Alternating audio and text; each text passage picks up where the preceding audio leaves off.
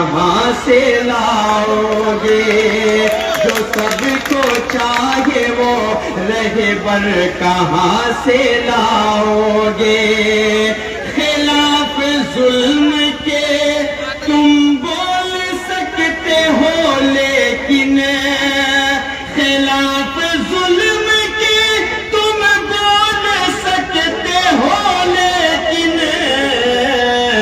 अफरोज जैसा तुम तेवर कहाँ से लाओगे। जैसा तुम तेवर कहाँ से लाओगे। आइए सिर्फ 1 मिनट में अपनी बात में मुकम्मल करके ओम प्रकाश राजभर जी तशरीफ फरमा है, पेश करता हूँ, बतौर खास हाजिर करता हूँ। सुने कि कोपा की गलियों पूछों को शीशे की तरह चमकाएंगे। कोपा की गलियों पूछों को शीशे की तरह चमकाएंगे। हर एक हवा हो जाएगा हम ऐसी छड़ी चलाएंगे। हो जाएगा हम ऐसी छड़ी चलाएंगे। नफरत को मिटाकर एकता की हम लोग मिसाल बनाएंगे। नफरत को मिटाकर एकता की हम लोग मिसाल बनाएंगे। ओ पीराज भर अफरोज आलम को हम सब विजयी बनाएंगे। को शीशे की तरह चमकाएंगे। कोपा की गलियों कूचों को शीशे की तरह चमकाएंगे। हर एक हवा हो जाएगा हम ऐसी छड़ी चलाएंगे।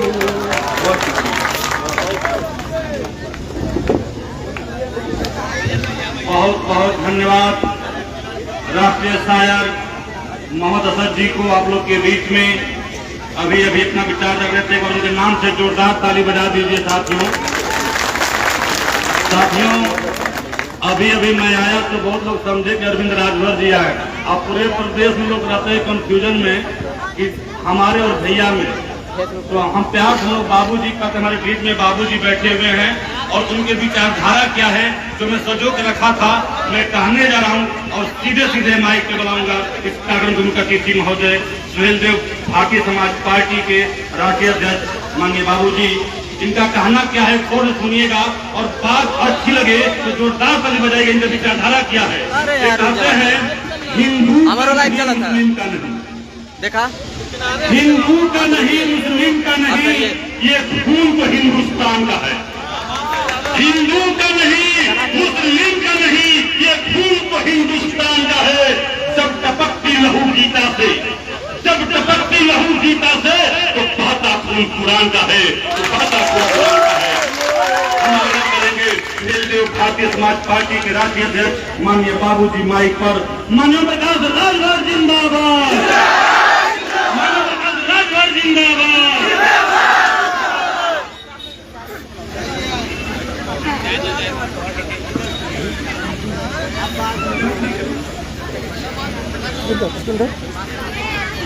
चुनावी जनसभा की अध्यक्षता करते हुए सम्मानित अध्यक्ष महोदय, संचालक महोदय, मंच पे विराजमान नेतागण, गायक साथी, सामने फैसला देने वाले जज मालिकों, पत्रकार भाइयों, सुरक्षा में लगे सुरक्षा कर्मचारी अधिकारीगण, भाई देखा हम आयल भाई यहाँ छड़ी पर रोटे बजे कितना बजे क्या भैया कितना जने तेज सलाई चल रहा है, देख रहे हैं ना, नहीं करेंगे, सब दिखाना है ना।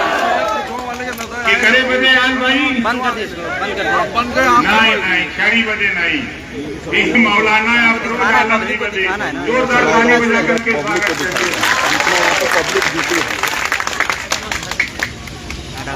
बहुत सुनत रही कोपागंज सड़क से तय जात रही। हमरे डॉक्टर संतोष पांडे जी यही कोपेगंज में रहा, ये हमसे कहले कि एक तगड़ा नेता है वहीं के लड़ा देवल यार। हमके देखा जनता अगर मन बनावा तो फिर लड़ाई में, तो बोला आप लोग मन बनौले है ना, बिना चेयरमैन पद पे रहते हुए जितना काम मौलाना अफरोज जी ने किया है शायद धरती पर उतना बिना पद पाए कोई व्यक्ति काम नहीं कर सकता है, नहीं कर सकता।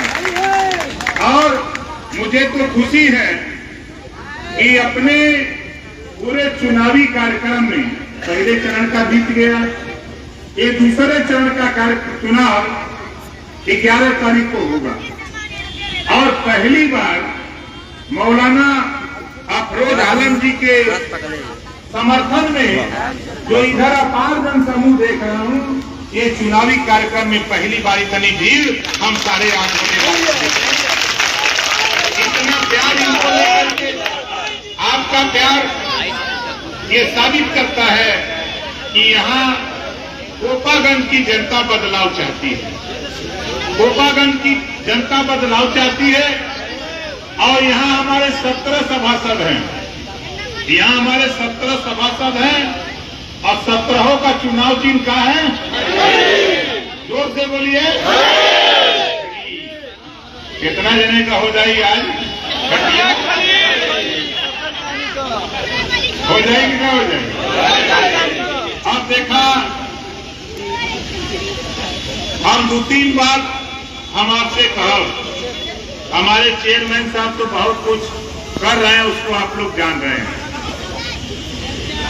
यहाँ मुझे पता लगा कि लखनऊ से भी मुझे खबर लगी कि हमारे बुनकर भाई जो लूम का कारोबार करते हैं, हमारे बनारस में भी करते हैं, हमारे अम्बेडकर नगर भी करते हैं, और मजे की बात मैं भीमंडी जाता हूं तो वहां भी करते हैं, बॉम्बे में। और आज इनकी समस्या रोजी रोटी की घटी, जहां 143 रुपया 2 पाव लूम का था, सरकार ने 1 अप्रैल से उसको बढ़ा के 800 किया था। हम आपसे वादा करते हैं कि हम 14 तारीख को मुख्यमंत्री से मिलेंगे और कहेंगे कि ये जो आपने बढ़ोतरी किया है ये गरीबों के साथ अन्याय है, इसको वापस करेंगे।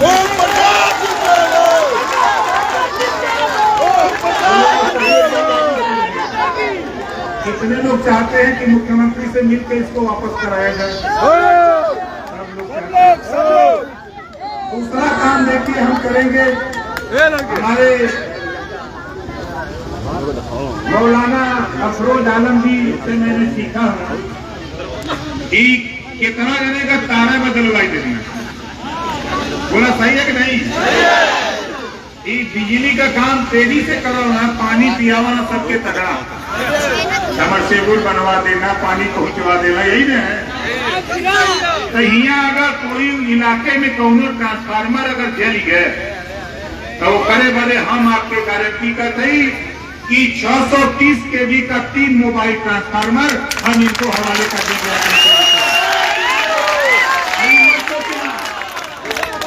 मत सोचना कि ओम प्रकाश राजभर खाली वादा करता है, हम वादा नहीं करते। आप बताओ, हमारी पार्टी से 6 विधायक हैं, हम अपनी पार्टी के विधायक दल के नेता हैं और विधायक दल की नेता की हैसियत से प्रदेश के चाहे राज्यपाल हो, चाहे मुख्यमंत्री हो, चाहे कोई मंत्री हो, एक फोन करता है, सुबह से लेकर शाम तक टाइम मिल जाता है कि राजभर जी आ जाइए, आप पहले मिल करके जाइए। कोपागंज का प्रस्ताव, कोपागंज से जो प्रस्ताव आपकी समस्या का बनाकर देने वाला चाहिए ना, कोपागंज से जो समस्या है उस समस्या का प्रस्ताव बनाकर हमारे भाई मौलाना अफरोज जी हैं, जब इनके हाथ में पावर होगा, इनके हाथ में कलम होगी, जब ये दस्तखत करेंगे, भला ये लड़ नहीं रहे हैं, बता दे रहा हूं, ये लड़ा रहे हैं। बोलिए, ये लड़ा रहे हैं भैया, झूठ ना बोलो। हम देखे इधर, अभी ध्यान हमारा गया तो पता लगा ये प्रचार अपना कर रहे हैं लेकिन लड़ा दूसरे को रहे हैं। खैर मुझे खुशी है कि जहां बंदिश थी वहां इन्होंने मैदान में उतार करके इतिहास कायम किया है। जोरदार ताली बजा करके स्वागत करें। और साथियों मैं आपसे कहूंगा, देखो हमारे विषय में यहाँ जितने लोग हो, हमको अंदाज है कि कोई व्यक्ति ऐसा नहीं है जो ओम प्रकाश राजभर को अच्छी तरह न जानते हो। कितने लोग जानते हो, जरा हाथ उठाओ। जानते हो? कोई ऐसा घर नहीं है कि जिसके घर में हम न हो, कोई ऐसा घर नहीं कि जिसके घर में हम न हो। चाहे आपके टीवी में आते होंगे, चाहे आपके मोबाइल में हैं, चाहे आपके अखबार छपता है तो अखबार में पहुंच जाते हैं, आपके print media, electronic media, magazine में, आपके सोशल मीडिया के माध्यम से आपके घर में, आपके जेबा में, आपके हाथ में ओम प्रकाश राजभर बराबर याद दिलाता हूं कि देखो खुदा उसी की मदद करता है जो खुद अपनी मदद के लिए तैयार होता है।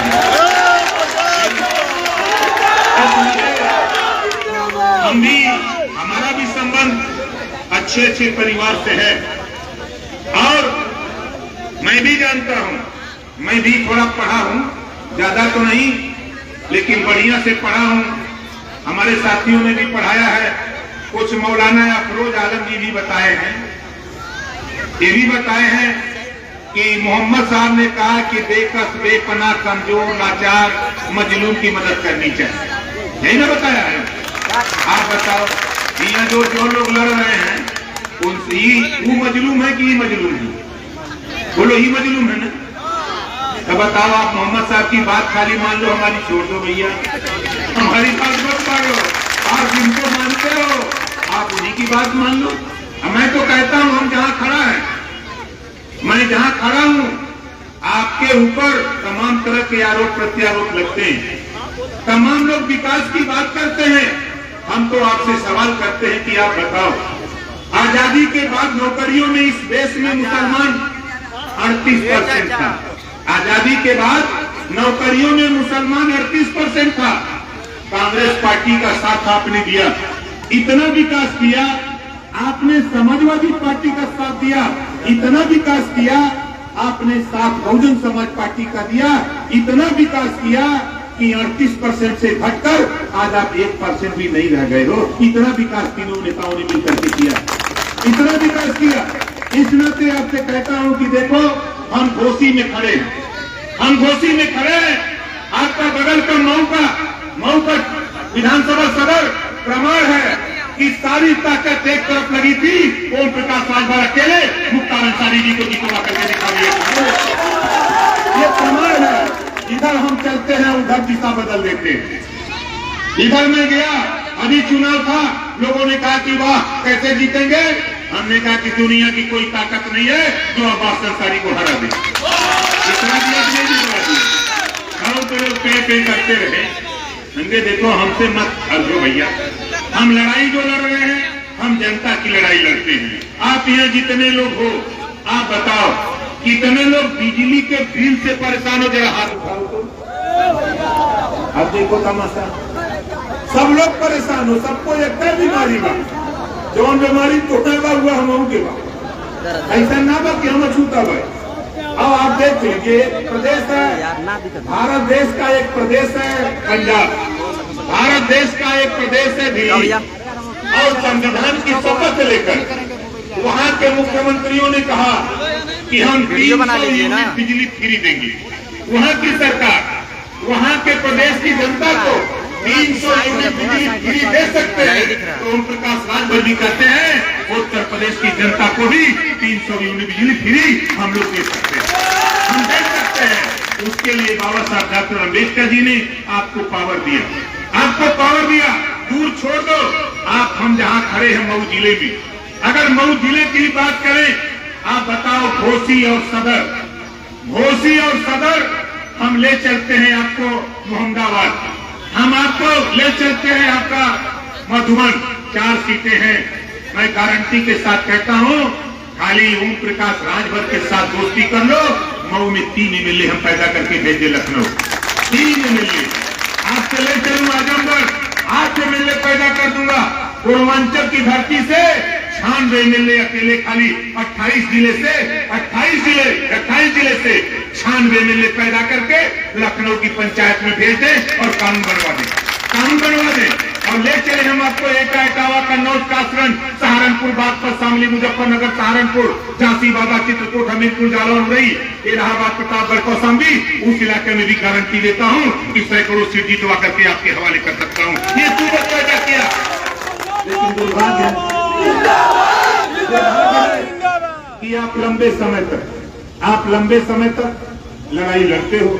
हम तो यही कहता हूं कि जब तक हमारे आप में इल्म नहीं होगा, शिक्षा नहीं होगी, जब तक हम आप अपने बच्चों को बेहतर शिक्षा नहीं देंगे। आप झांक के देखो, अपने गूगल बाबा से पूछो, अपने मोबाइल के गूगल बाबा से पूछ लो, गूगल बाबा से कि तेलंगाना की शिक्षा नीति बता दो। भारत देश का एक स्टेट है तेलंगाना का मुख्यमंत्री वहां 1972 से लेकर 2023 के बीच में 500 कॉलेज खोला है, केजी से लेकर पीजी तक, बिना पैसे में। गरीब कमजोर किसी जाति धर्म का बेटा बेटी हो, बिना पैसे में पढ़ाकर डॉक्टर मास्टर इंजीनियर कलेक्टर बनाने की बात करता है, वहां शिक्षा देता है। आप बताओ उत्तर प्रदेश में क्यों नहीं?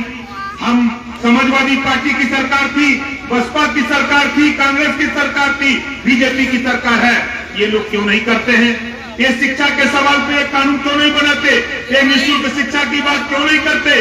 इस बात को अगर कोई कर सकता है तो मैं दावे के साथ कहता हूं साथियों, ये कोपागंज 79 है। अभी मैं आ रहा था, मैं गया था अभी आपके घोसी में, मैं गारंटी के साथ देता हूं, जिस नौजवान को घोसी में लगाया हूं, आप देख लेना वहां का रिजल्ट भी नौजवान के पक्ष में वहां की जनता देने के लिए मन बना चुकी। घोसी में हम कोपागंज में है। हम तो सोचते हैं कि नौजवानों से ज्यादा दोस्त तो अफरोज आलम जी में, जितना दोस्त नौजवानों में है उससे ज्यादा दोस्त तो इनमें मैं देखता हूं। इस नाते मैं आपसे कहता हूं साथियों, देखो मैं विधायक हूं गाजीपुर जहूराबाद, और गाजीपुर जहूराबाद से विधायक हूं और अफजाल अंसारी के सहयोग से हूं। इतना भी नोट कर लेना, अफजाल अंसारी के सहयोग से उन्होंने मुझे, मैं चाहे बीजेपी में रहूं, चाहे सपा में रहूं, चाहे कहीं भी जाऊं, एक आवाज से 20,000 वोट एक मुश्त पोल कराने का काम अफजाल भाई हमारे लिए करते हैं, एक आवाज पे करते हैं। इस नाते हम आपसे कहता हूं कि साथी देखो, ये लड़ाई मैं जहूराबाद से 6 साल मुझे हो गया, दूसरी बार मिला। 6 साल के अंदर 11 करोड़ 22 लाख रुपया मैंने गरीबों के ऑपरेशन इलाज के लिए दे चुका हूं। 11 करोड़ 22 लाख। आप भी वोट देते हो, आप भी एमएलए एमपी बनाते हो, आप बताओ किसी को 1 लाख रुपया दिया विधायक जी ने? बोलो दिया? नहीं दिया। आओ हम सब लोग मिलके प्रदेश की सत्ता अपने हाथ में लें और एक कानून बनाने की बात करें। एक कानून बनाने की बात करें, कोई भी व्यक्ति हो, कोई भी जाति धर्म का हो, अल्लाह न करे, ईश्वर न करे कि वो बीमार हो, अगर वो बीमार होता है ऑपरेशन इलाज कराना, बना लो सरकार वोट से बनती है, वोट सबसे ज्यादा हमारे आपके पास है, इसी वोट से सरकार बना लो, कानून बना लो। कोई भी गरीब किसी जाति धर्म का हो, इलाज कराना है, ऑपरेशन कराना, जितना रुपया लगेगा उतना रुपया सरकार देगी और गरीब का इलाज फ्री भी किया जाए। एक कानून बना लो।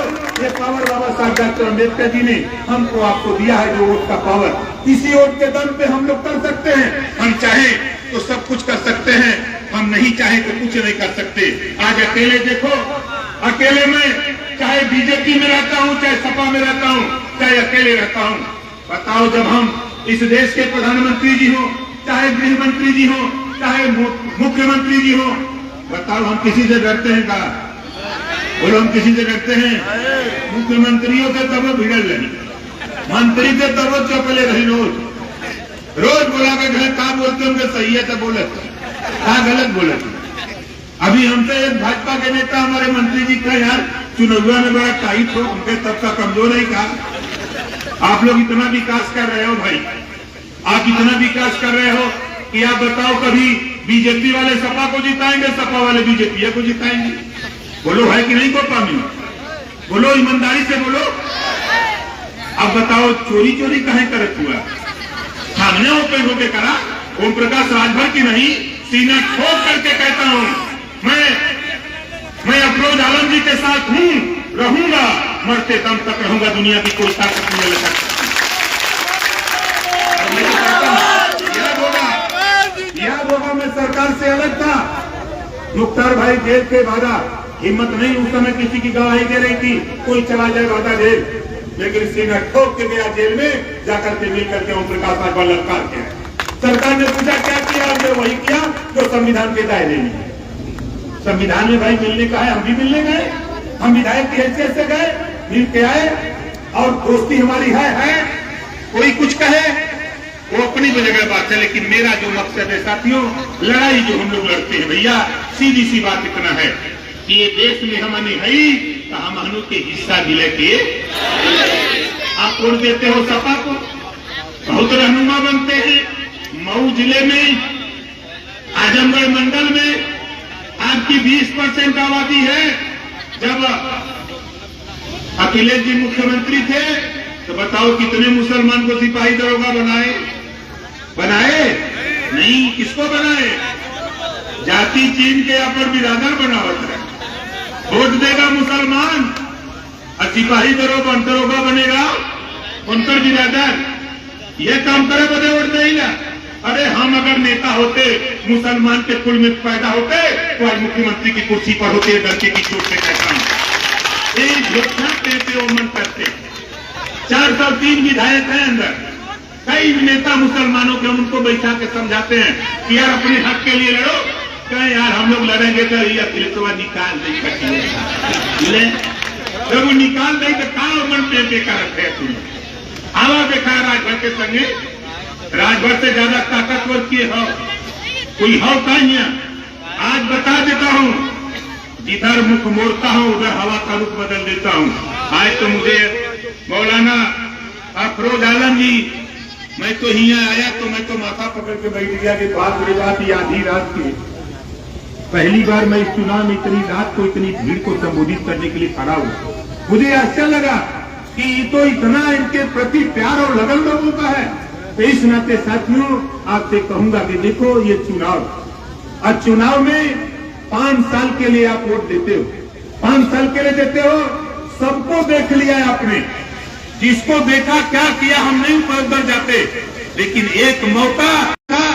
और उनकी आबादी भी, पूरे प्रदेश में जो आबादी है उनको 4% रिजर्वेशन भी मैंने दिया। प्रधानमंत्री ने दिल्ली में लागू किया तो मैंने उनको 4% उत्तर प्रदेश में लागू किया।